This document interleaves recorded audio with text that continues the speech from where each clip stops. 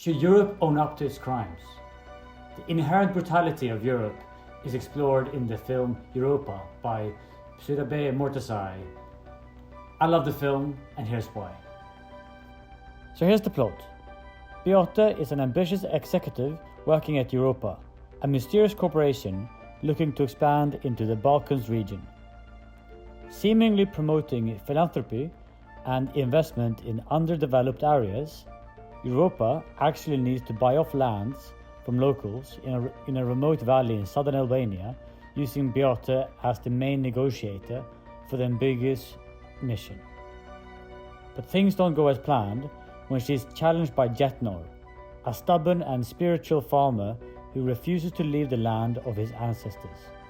Europa is Austrian-Iranian filmmaker Beate Mortazai's third feature film, most notably after her award-winning Joy, a film about a Nigerian sex worker in Austria, which is available on Netflix. It won the Best Film at London Film Festival in 2018, and she's also made Macondo, about a Chechen boy in Vienna. Beate Mortazai is depicting depressing and brutal perspectives on society, a raw realism, a surreal balance between hope and hopelessness. For most people outside the Balkan region, very little is known about Albania as a country. There are plenty of stereotypes and exotic imagery. For this specific story, Albania seems like the perfect place, a country torn between its history and efforts to be a full part of Europe. A world stuck between the past, symbolized by Jetnor, and future, the corporation Europa.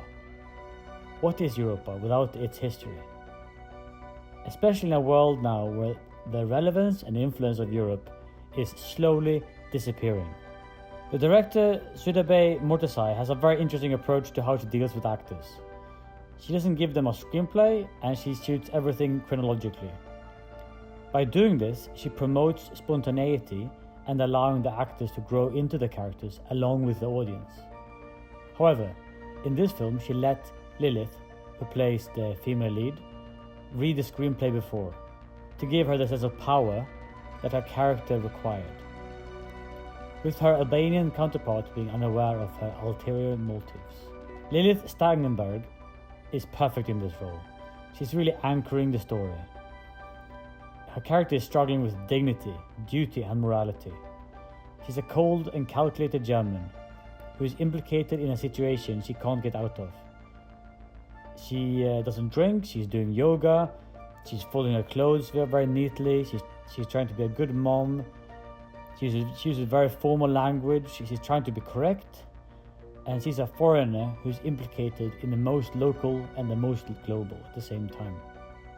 Between traditions and exploitative globalism, she is paying the price of neoliberalism. Someone has to do the corporation's dirty work. Another performance I was very impressed by was the amateur actor Jetnor.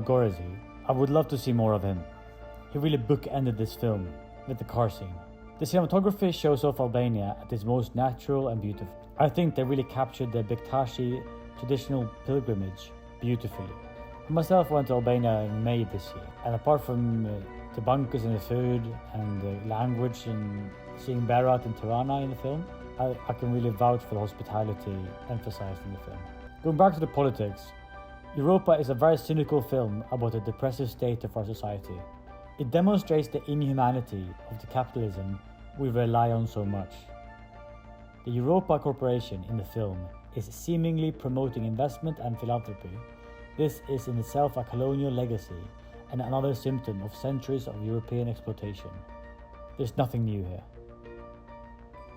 The film is very critical of Europe as an idea, which is very clear through its provocative title.